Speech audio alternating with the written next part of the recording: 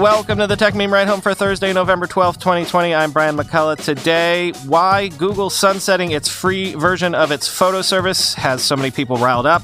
Apple's test flight update should make beta testing apps easier. Amazon's Alexa Care Hub should make caring for elderly relatives easier. A bank on rails is an interesting raise. And is the HomePod Mini worth buying? Here's what you missed today in the world of tech. So the free ride is over. Google has announced it will end its unlimited photos storage on June 1st of next year, thereafter imposing a new 15 gigabyte cap before they ask you to pay up for more storage. But before you freak out, photos and documents uploaded before that date, June 1st of 2021, will not count against the cap, quoting The Verge. All photos and documents uploaded before June 1st will not count against that 15 gigabyte cap, so you have plenty of time to decide whether to continue using Google Photos or switching to another cloud storage provider for your photos. Only photos uploaded after June 1st will begin counting against the cap. Google already counts original quality photo uploads against a storage cap in Google Photos. However, taking away unlimited backup for high-quality photos and video, which are automatically compressed for more efficient storage, also takes away one of the service's biggest selling points. It was the photo service where you just didn't have to worry about how much storage you had. As a side note, Pixel owners will still be able to upload high-quality, not original, photos for free after June 1st without those images counting against their cap. It's not as good as the Pixel's original deal of getting unlimited original quality, but it's a small bonus for the few people who buy Google devices. Google points out that it offers more free storage than others. You get 15 gigabytes instead of the paltry 5 gigabytes that Apple's iCloud gives you, and it also claims that 80% of Google Photos users won't hit that 15 gigabyte cap for at least 3 years, end quote. By the way, even though this photos thing is getting all the headlines, it's also worth noting that this is a sort of new storage policy for Google across the board, quoting Mashable. Going forward, Google says that if you don't check in on your Google Drive files every now and then, it may delete them. Google frames this change as a way to tidy up abandoned digital detritus, perhaps left over from long-forgotten accounts, which, maybe, sure. Or alternatively, it may be that a Google user simply stored some valuable files away for a while, like one might with physical documents in a fireproof safe, and simply hasn't peeked at them in a few years. Quote, "We're introducing new policies for consumer accounts that are either inactive or over their storage limit across Gmail, Drive, including Google Docs, Sheets, Slides, Drawings, Forms, and Jamboard files, and or Photos to better align with common practices across the industry," explains Google in a blog post announcing the change. If you're inactive in one or more of these services for 2 years, 24 months, Google may delete the content in the products in which you're inactive, end quote. In other words, Google at present has no plans to just start deleting your stuff willy-nilly. However, it's letting you know that come June 1st, 2021, the clock is ticking, end quote. But back to the free-for-all for photos ending. That's what's gotten everyone all riled up overnight, which makes sense because this sort of touches all of our buttons when it comes to Google, right? Something, never rely on Google services to be consistent forever or to even exist for more than half a decade. Google Photos has been free for almost exactly 5 years, by the way. But also, this strikes to the heart of the whole antitrust argument with which Google and other big tech companies are being tarred. Quoting Casey Newton, Google earned $11.2 billion in profits last quarter and uses all your uploaded photos to train its machine learning algorithms, which offers it other enormous competitive benefits. Also seems notable that free Google photo storage helped to drive tons of startups out of this market. Everpix, Loom, Ever, PictureLife. Now that they're gone and Google is tired of losing money on photos, the revenue switch flips, end quote. And quoting from a widely read piece by Will Aramis in 1.0, quote, "It's a galling bait and switch and an object lesson in anti-competitive behavior by a big tech firm.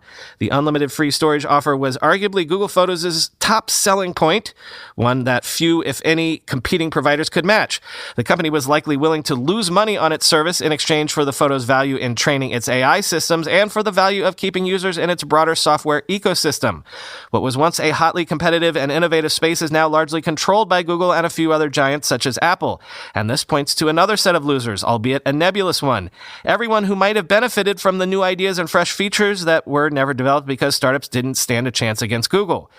It would be easy to reach for a sardonic don't be evil reference here. But what Google is doing and why it matters isn't best understood in moral terms. At every step, it was just doing what successful companies do. It offered a great product for free because it could afford to. It crushed competitors largely by virtue of being the best option on the market. And now it's raising prices because the free storage offer has served its purpose. Instead, this move is best understood from the standpoint of competition and antitrust. It's Google's vast size and scope, the way its products in different markets complement and cross-subsidize each other, that gave it unmatchable advantages over smaller rivals. In retrospect, the free storage offer looks a lot like predatory pricing, whether that was Google's intent or not. But the bigger picture is that Google, like other dominant platforms, has its hand in so many different mutually reinforcing lines of business that it will always be incentivized to leverage them in anti-competitive ways. From a certain standpoint, the standpoint of maximizing profit and shareholder value, it would be foolish not to, end quote. But I will give you this interesting counterpoint from Dare Obasanjo, who actually engaged directly with Will on Twitter about his piece. Quote, "This is why breakup big tech is sloganeering without a coherent policy. What breakup action would be recommended in this instance? Should Google Photos be spun out of Google, meaning they'd have to charge for it from the jump, or that Google can't build new free products anymore? The article title is literally that this case is proof an antitrust remedy is needed. I'm simply asking how so. Google Photos is a loss leader. These are common business practices. McDonald's profit comes from soda, not burgers. What antitrust regulation would be useful here? Lots of commentary on antitrust and big tech is really, I'm mad at this company and want them to be punished. There is no government intervention that will cause a for-profit company to give you free unlimited storage forever, end quote. Apple has updated TestFlight, its tool for testing beta apps on iOS, iPadOS, and tvOS, adding support for automatic updates, among other things, quoting 9to5Mac. The addition of automatic updates in TestFlight is a notable improvement. This means that when you're beta testing an application, the app will automatically update whenever a new version is released by the developer. Previously, you'd have to go to the TestFlight app and manually install updates. For developers, this also means that it'll be easier to ensure that all beta users are using the most up-to-date version of the app. Prior to earlier this week's One More Thing event, focused on Apple Silicon, there had been rumors that TestFlight would come to the Mac as well. As of right now, that has not happened, and it does not appear that you will be able to run the iPhone or iPad version of TestFlight on Apple Silicon Macs. Of course, this could soon change, end quote.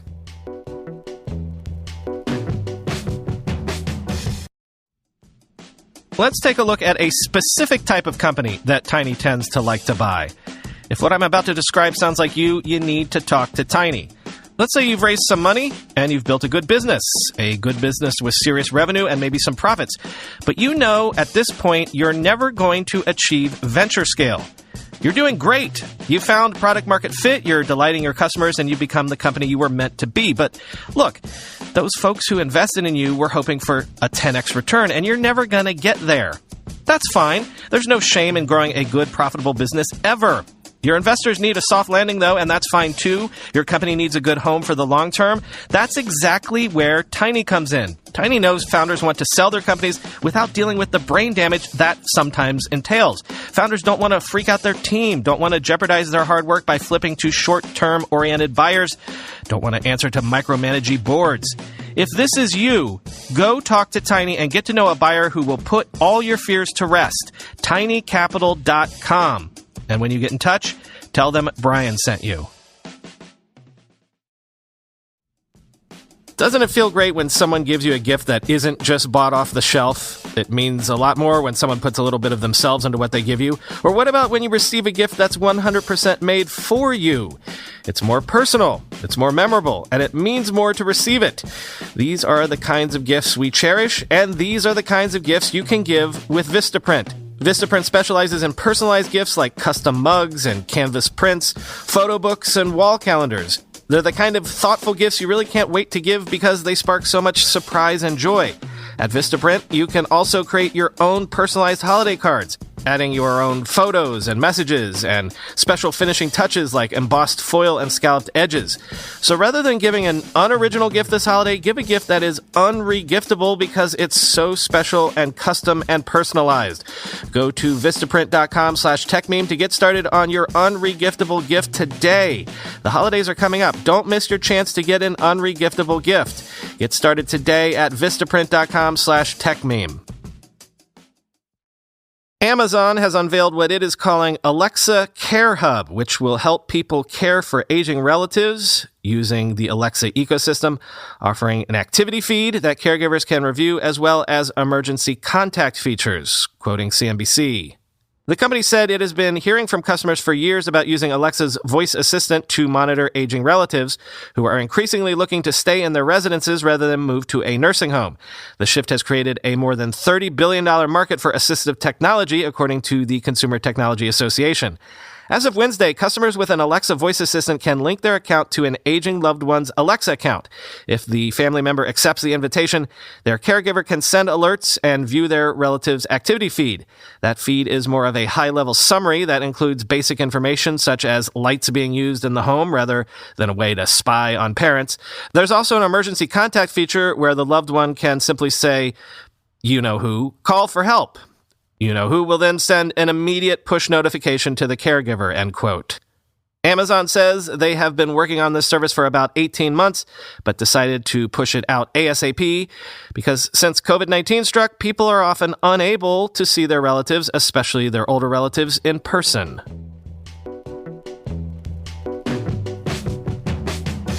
Interesting raise Thursday.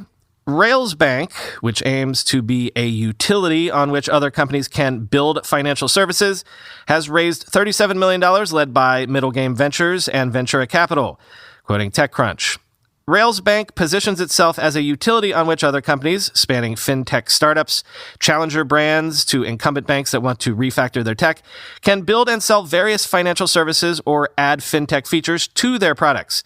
When the company closed its Series A, Nigel Verdon, co-founder and CEO of Railsbank, likened it to what Amazon has done for data centers with AWS. Quote, Railsbank is a utility for the complete financial services backend: platform, connectivity, operations, scheme memberships, regulation, and compliance, he told me at the time. More recently, and unsurprisingly given recent fintech trends, Railsbank is also talking itself up as an embedded finance partner. The pitch is that Railsbank's APIs are the building blocks for customers to build pretty much any financial use case they can imagine. The use cases are also diversified, with the top three being lending, banking, and savings related, which are embedded into fintech, retail, telco, insurance, and other customer journeys, Verdon says. To that end, Railsbank's credit card as a service offering means that any company can offer a branded credit card using the fintech's infrastructure and tech. Quote, in less than 12 weeks, we can deliver a credit card in the customer's brand along with a user journey seamlessly embedded into the customer's existing user experience, explains Verdon. Our mission is to reinvent, unbundle, and democratize access to the complex, opaque, and Byzantine 70-year-old credit card market, which is worth $4 trillion in the U.S. alone, end quote.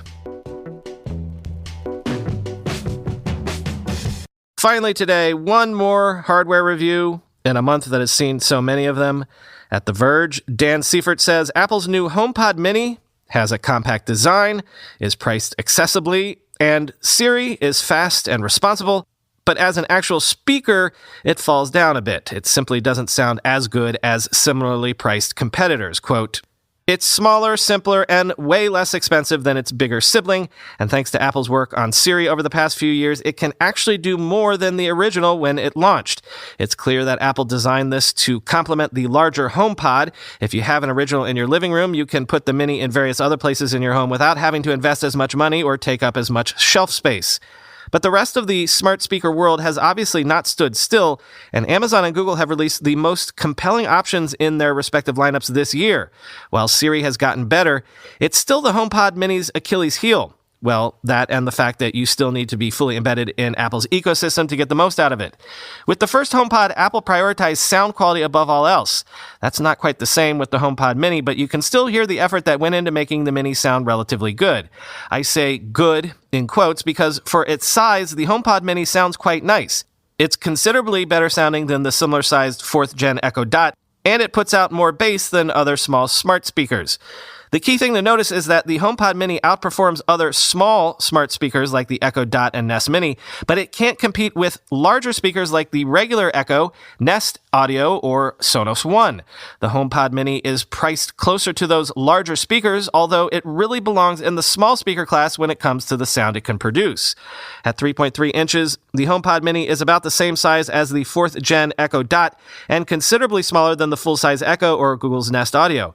As a result, it has just one speaker, a downward-firing full-range driver that is designed to evenly spread sound in all directions.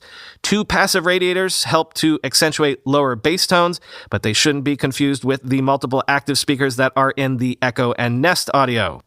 At $100 compared to the original HomePod's $350 launch price, the Mini is priced low enough that you can envision buying more than one and spreading them throughout your home. It does most of the things you expect a smart speaker to do and sounds good when doing them.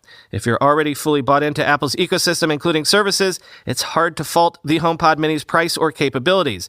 It also provides an escape from some of the privacy concerns and baggage that come with the Echo or Nest smart speakers, including the increasingly common ads that show up in Alexa's responses.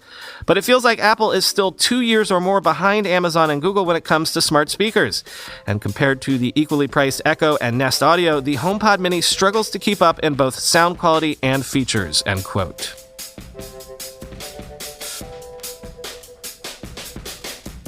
Hey, we're going to test out a new kind of bonus episode next week. I'm going to call these new types of episodes office hours episodes. The idea is we'll sit down with somebody in tech, not to talk to them about the latest news or whatever, but to talk to them about them. How they work, how they live, what tools they find most useful to do what they do, what philosophies of work and life and whatever else they live by to find success. The idea is to be less formal and more free-flowing, to try to see what makes these people tick, and also to maybe learn some lessons that will help all of us. So we could ask anything from, what's the latest book they read, to what apps are on their home screen, on their phones. Think of office hours as a way to get to know the people behind the headlines, but also to get a little inspiration and aspirational information from them. And as a part of that, we'll also allow any of you to join in on the Zoom call recording of the conversation. I'll probably end up asking most of the questions, unlike the listener call-in episodes. I'll probably limit the questions to 3 or 4 so I can make sure we hit the areas of learning that we're looking to get into and keep the conversation on track. But hey, that's why we're calling it office hours. If you ever wanted to sit down with an important person in tech and pick their brain, this is your chance. This is very much a nascent idea, so this first recording will very much be a test, and so because it is, I thought we'd start with someone easy who knows the show. So we're going to record the first Office Hours episode with inventor of the hashtag himself and your podcast ombudsman, Chris Messina. So Wednesday, November 18th at 9 p.m. Eastern, 6 p.m. Pacific, 2 a.m., I guess, GMT, we'll record an episode with Chris. I'll post the Zoom link at some point next week. But yeah, if you'd like to ask Chris Messina anything about product design, about product hunting, about how he works and what he's passionate about how he does what he does, join us next Wednesday. Talk to you tomorrow.